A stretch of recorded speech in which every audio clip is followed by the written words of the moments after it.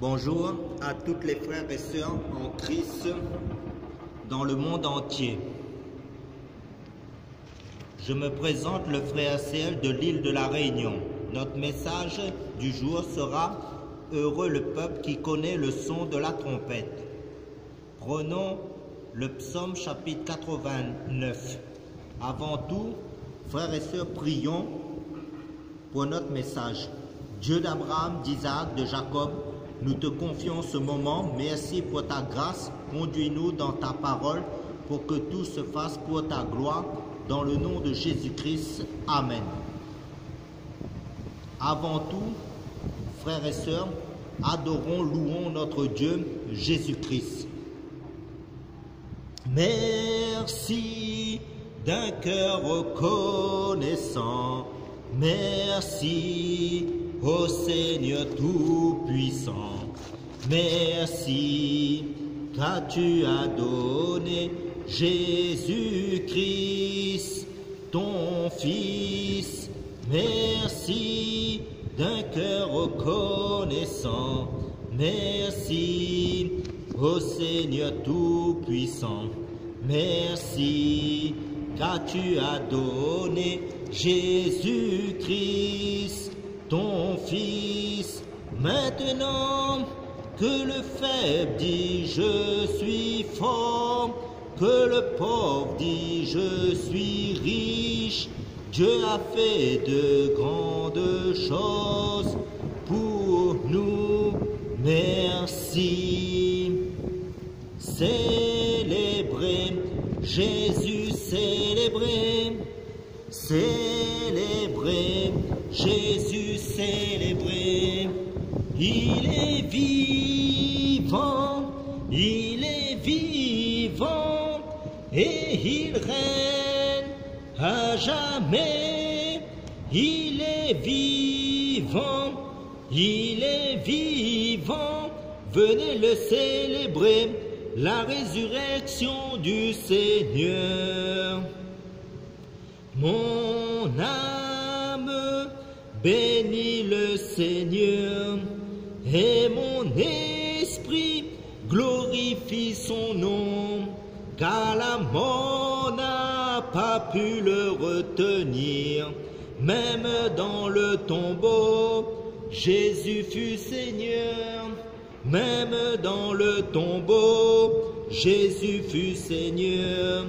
Mon âme bénit le Seigneur, et mon esprit magnifie son nom, car la mort n'a pas pu le retenir. Même dans le tombeau, Jésus fut Seigneur. Même dans le tombeau, Jésus fut Seigneur. Même dans la maladie, Jésus est Seigneur. Même dans la maladie, Jésus est Seigneur. Même dans les combats, Jésus est Seigneur. Même dans les combats, Jésus est Seigneur.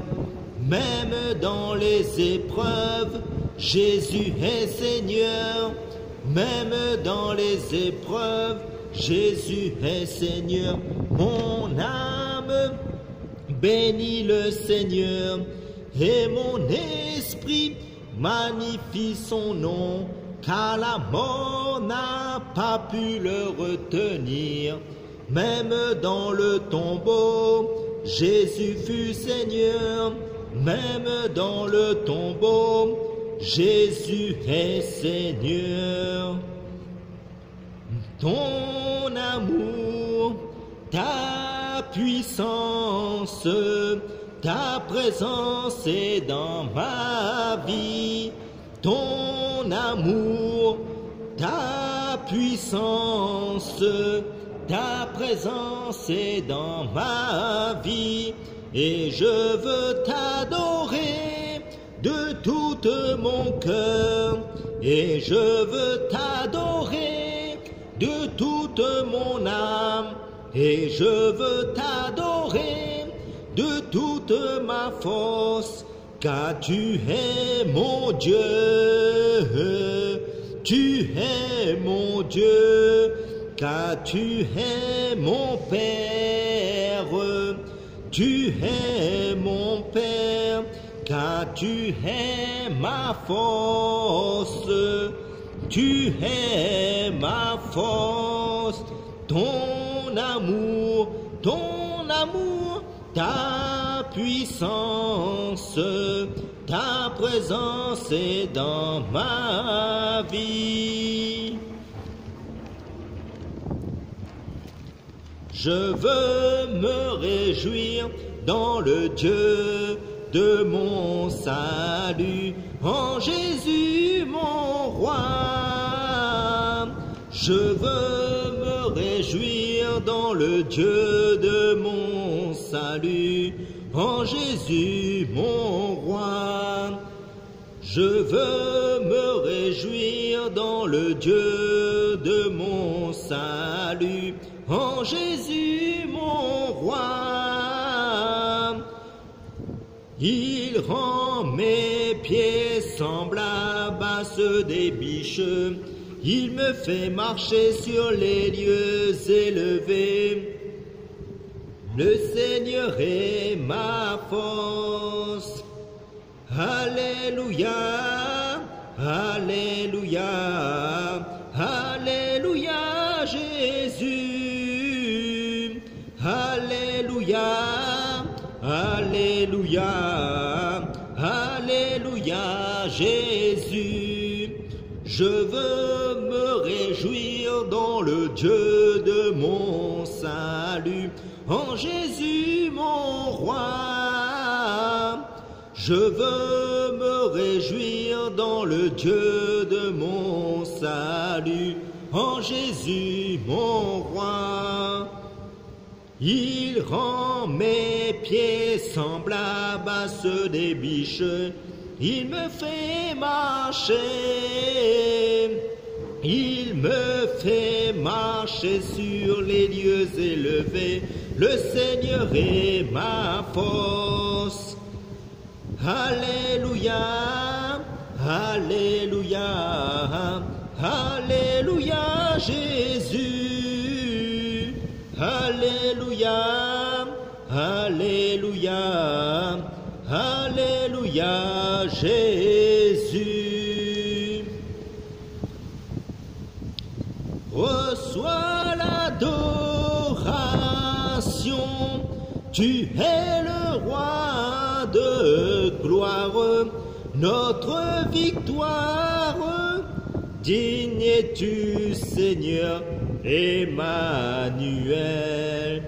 Dieu de lumière élevé dans les cieux, rempli de grâce et de paix, environné de louanges et de feu, gardien de l'éternité. Pourquoi quitter ce palais de bonheur pour un sentier de misère? Par quel amour le chemin de ton cœur a su trouver nos prières? Reçois l'adoration, tu es le roi de gloire, notre victoire. Digne es-tu, Seigneur, Emmanuel, Emmanuel, Emmanuel. Reçois de moi le parfum qui t'est dû, la beauté de ton nom, oh mon ami est perdu. Je veux n'être qu'à toi, Jésus, je t'aime. Reçois du peu que je trouve à donner, tout l'amour que mes yeux n'ont pas su te montrer. Je veux n'être qu'à toi, Jésus, je t'aime. Oh, oh, oh, rien n'est plus beau que ton nom, rien n'est plus saint que le sang du pardon. Je veux n'être qu'à toi, Jésus mon roi. Je ne veux rien que vouloir te louer, adorer ton saint nom et ta fidélité. Je veux n'être qu'à toi, Jésus, je t'aime. De cette foi que ton cœur a montré, je veux puiser mon secours. Je marcherai chaque jour, garde mes yeux des attraits de ce monde. Garde-moi près de la croix en ce lieu saint, où mon âme est féconde d'humilité et de joie.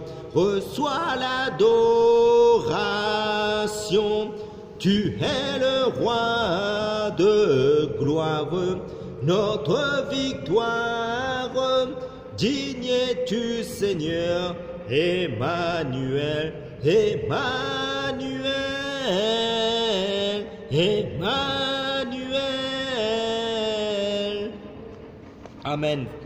Frères et sœurs, comme je l'ai dit, nous allons parler sur heureux le peuple qui connaît le son de la trompette. Comme je l'ai dit, prenons le psaume chapitre 89 à partir du verset 16. Le psaume 89 à partir du verset 16, 89 à partir du verset 16 nous dit, heureux nous dit, béni est le peuple qui connaît le son de la trompette. Il marche, ô Yahweh, à la clarté de ta face. Voilà, il est capital, vital que tout enfant de Dieu connaisse le son de la trompette.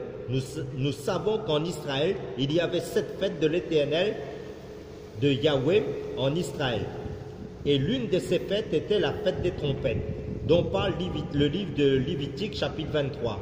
Voilà, la trompette était l'instrument par excellence de la convocation de Dieu pour le peuple.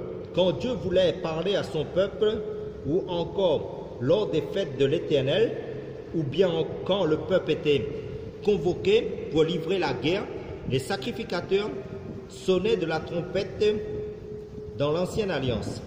Les sons des trompettes étaient différents des unes des autres en fonction des convocations.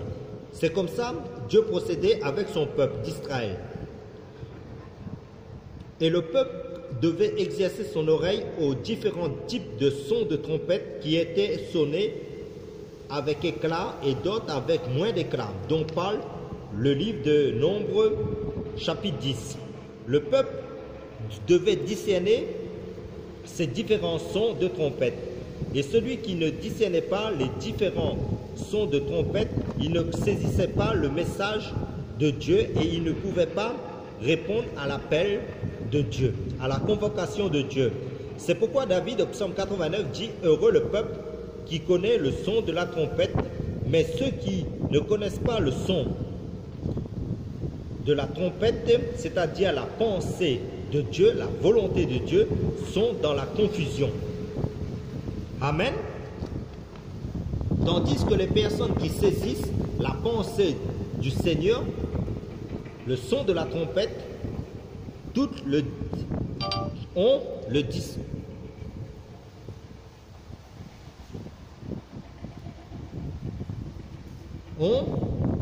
discernement du son de la trompette et sont heureux dans la joie pour sa génération, sont réveillés spirituellement. Allons dans le livre de 1 Corinthiens chapitre 14 versets 6 à 11. Le livre de 1 Corinthiens chapitre 14 versets 6 à 11 nous déclare « Maintenant donc, mes frères, si je viens à vous et que je parle en langue, que vous servira cela si je ne vous parle pas par révélation ou par science ou par prophétie ou par doctrine. De même, si les choses inanimées qui rendent un son comme une flûte ou une harpe ne rendent pas des sons distincts, comment reconnaîtra-t-on ce qui est joué sur la flûte ou sur la harpe? Et si la trompette rend un son incertain, qui se préparera à la bataille? De même, vous, si vous, par la langue, vous ne donnez pas une parole distincte, comment saura-t-on ce que vous dites? Car vous parlerez en l'air. Et il y a, selon qu'il se rencontre, toutes sortes de sons dans le monde. Et cependant, aucun de ces sons n'est muet. Et si je ne sais pas ce que signifient ces sons, je serai un barbare pour celui qui parle, et celui qui parle sera un barbare pour moi. Amen.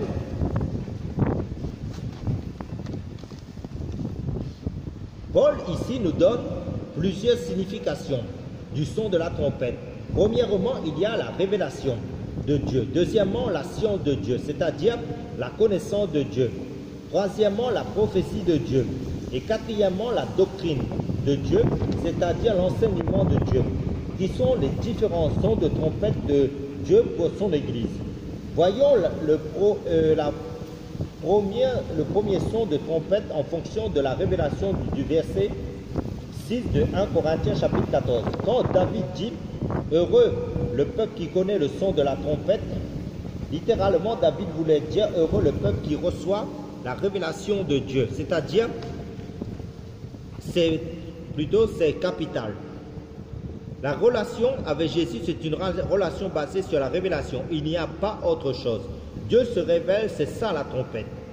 Celui qui entend le son de la trompette reçoit la révélation. Ça commence d'abord par là, la naissance d'en haut. Cela commence par là. La révélation que Dieu nous donne de lui-même et qui nous sommes nous-mêmes en Jésus-Christ. D'abord, Dieu se révèle en tant que le Dieu d'amour, le Dieu sauveur, le Dieu saint. Et Dieu nous révèle notre état de pécheur pour nous amener à la repentance d'après Jean, d'après l'évangile de Jean chapitre 16 verset 8. Nous étions tous des aveugles spirituels. Et Dieu nous révèle son amour et Dieu nous propose sa solution pour notre salut qui est seulement et uniquement en Jésus-Christ. Et Dieu nous révèle notre nouvelle identité en Jésus-Christ, qu'il est notre Père. Amen. Et un enfant qui a la révélation, qui sait que Dieu est son Père, que Dieu est son roi, que Dieu est sa vie et que Dieu est sa richesse, que Dieu est sa lumière, que Dieu est son berger, que Dieu est son chemin et que Dieu est son époux et que Dieu est sa vérité et Dieu est son bonheur, a l'assurance parce que cet enfant a aussi la révélation de son identité en Jésus-Christ son Dieu, qu'il est fils de Dieu ou fille de Dieu, qu'ils sont ressuscités et qu'il est assis dans les lieux célestes en Jésus-Christ en esprit, qu'il est aussi roi en tant que fils de Dieu et reine en tant que fille de Dieu, sacrificateur, c'est-à-dire prêtre, qu'il n'est pas esclave des hommes, qu'il est libre. Cet enfant prend conscience qu'il est réveillé spirituellement. Son homme intérieur est né d'en haut. Amen, alléluia. Yo samba yandege gloria samba baba baba soria tandare so yandege gloria samba baba baba. Regardons dans le psaume chapitre 119 verset 130 où il nous est dit: la révélation de tes paroles est claire. Elle donne de l'assurance aux simples. Amen. Quand le roi David dit « Heureux le peuple qui connaît le son de la trompette est censée nous donner la révélation. Nous définissons d'abord les raisons pour lesquelles Dieu a choisi cet instrument. Dieu utilisait la trompette pour nous parler en premier lieu. Dans l'Ancienne Alliance, pour nous amener à la révélation. Rappelez-vous dans le livre d'Ésaïe, chapitre 58, Dieu dit à Ésaïe: « Crie à plein gosier comme une trompette. » Or, les prophètes sont des hommes et des femmes de la révélation. Dieu les ouvre les yeux pour communiquer sa pensée. On peut être enseigné par des docteurs de la parole de Dieu, de grands enseignants, mais si Dieu personnellement ne nous ouvre pas les yeux du cœur, c'est impossible de saisir les choses de Dieu. Le son de la trompette de Dieu. Amen. Rappelez-vous dans le livre des Actes des Apôtres du passage de Lydie et des deux disciples sur le chemin d'Emmaüs dans l'évangile de Luc chapitre 24. Dieu les a ouverts les yeux du cœur pour saisir sa pensée, sa parole. Le son de sa trompette, qui est Jésus-Christ. C'est pourquoi les pharisiens et les scribes ne comprenaient pas quand Jésus enseignait la parole. Voilà pourquoi Nicodème va voir Jésus la nuit pour avoir l'explication de tout cela. Et Jésus lui dit, tu es le docteur d'Israël et tu ne connais pas cela. Il lui manquait à Nicodème la révélation, car le son de la trompette, on l'entend au jour de la conversion. Parce que la conversion signifie l'appel, la convocation de Dieu à la descendance d'Adam, à l'humanité entière, à la conversion, à la repentance, à la naissance d'en haut uniquement en Jésus-Christ. Amen, alléluia. Prenons l'évangile de Matthieu chapitre 16 verset 17. L'évangile de Matthieu chapitre 16 verset 17 nous dit, et Jésus lui répondit et dit, tu es béni Simon, fils de Jonas, car ce ne sont pas la chair et le sang qui t'ont révélé cela, mais mon Père qui est dans les cieux. Amen. Justement, là le Seigneur dit à Pierre, la révélation que Pierre a reçue du Père lui rend heureux.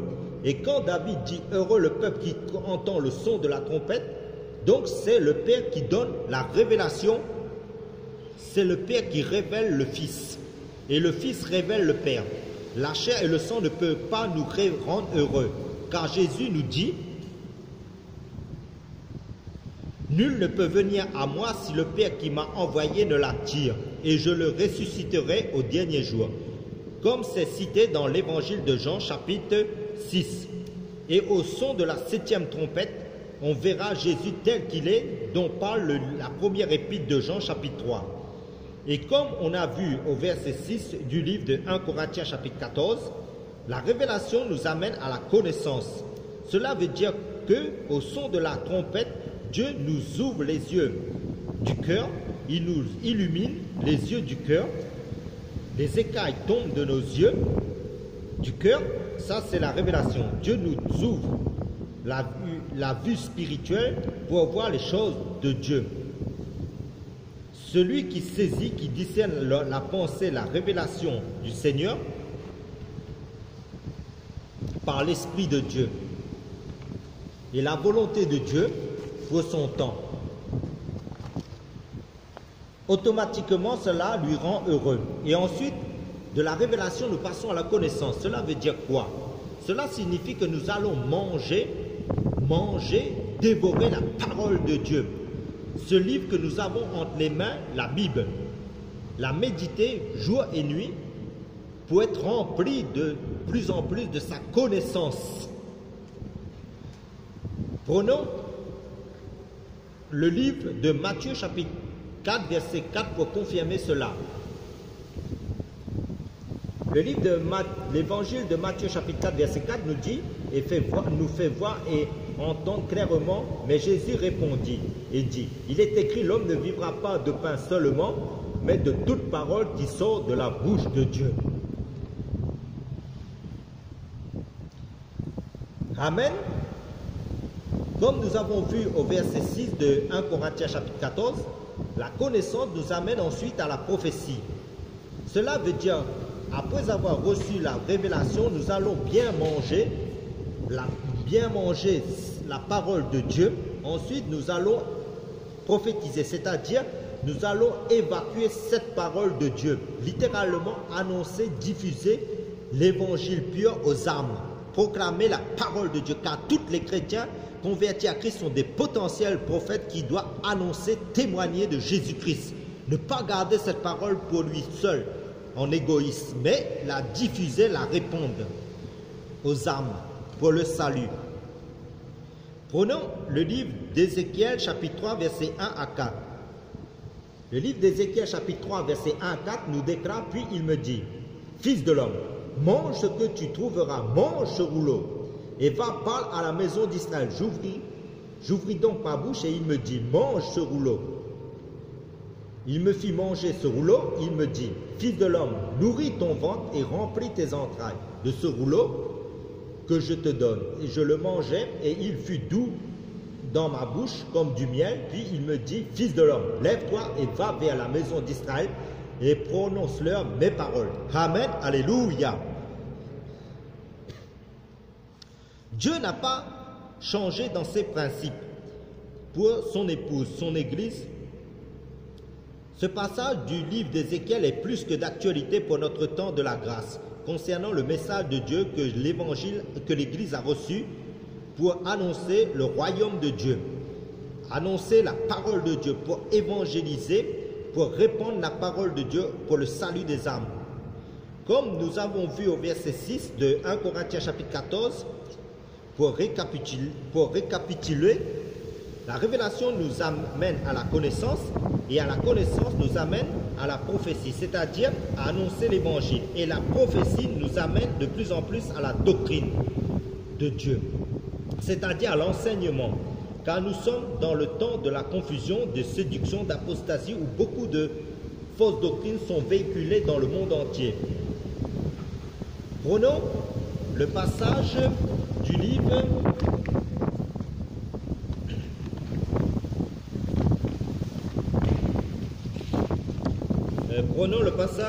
du livre d'Éphésiens.